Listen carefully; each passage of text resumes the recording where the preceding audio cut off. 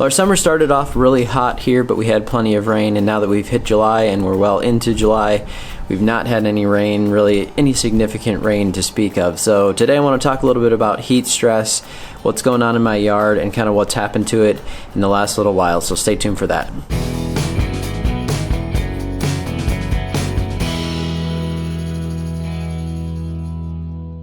So it's kind of crazy here in the Midwest how quickly things can change. You can have a lawn that's looking really nice, and about 2 weeks later it can look almost completely different, just depending on what happens with the weather and what kind of condition your yard is in, things like that. But let me show you what's going on with my bluegrass in my backyard and kind of what I've decided to do with it for now.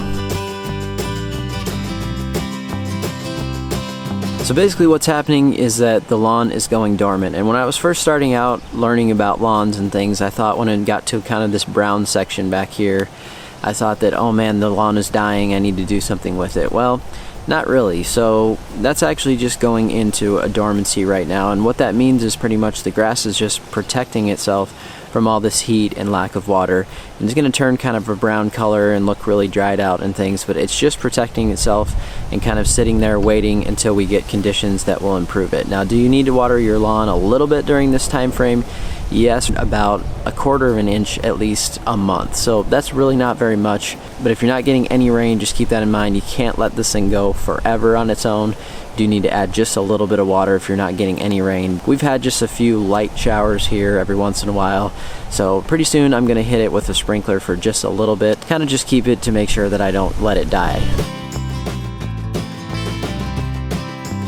So probably one of the first things you're going to be wondering is why I'm letting my yard get to a state like this, why I'm not watering it and trying to keep it green. Well, it's been extremely hot here, so my backyard gets close to 14 to 16 hours of sun sometimes, and that's really a recipe for a hard thing to control when it comes to bluegrass and trying to water it and keep it really green. Now, in the past few years, I've tried to keep up with it.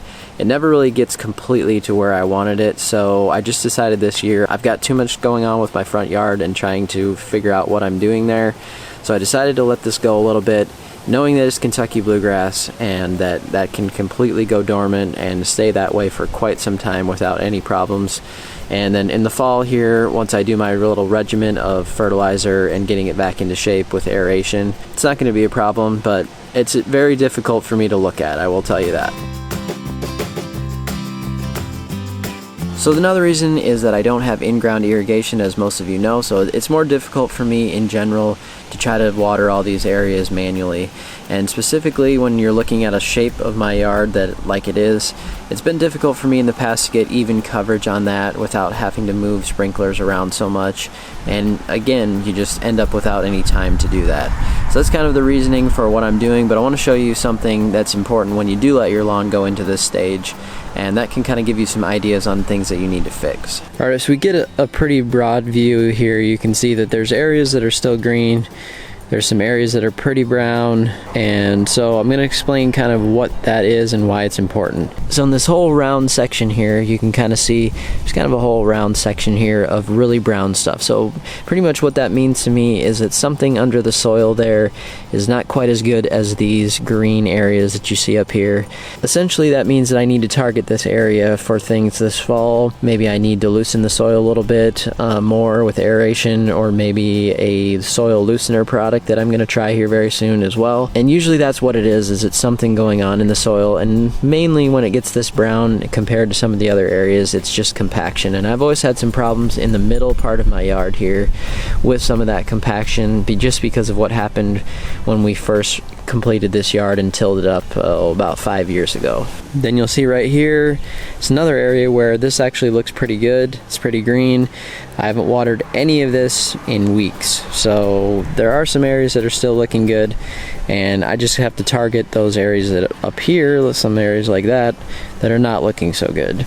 Alright, so what you can do now is take some photos of your yard. Just pull out your phone and take some photos. Get an idea then of where these green spots are compared to the brown spots. And then you can kind of reference those later on, and you'll get an idea of those areas that you need to fix during the fall time when we're going to do some improvements on the yard.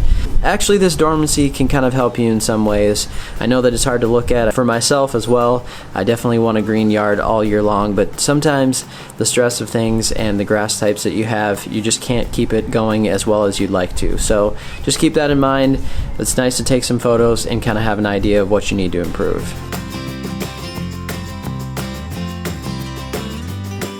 That's a little update on the backyard and things going on there, so I'm really looking forward to the fall time here, getting back to the way that I hope that the lawn will look this fall. I'll be showing you that whole process, so I hope you'll stay along for that. Thanks so much for watching. We'll see you next time.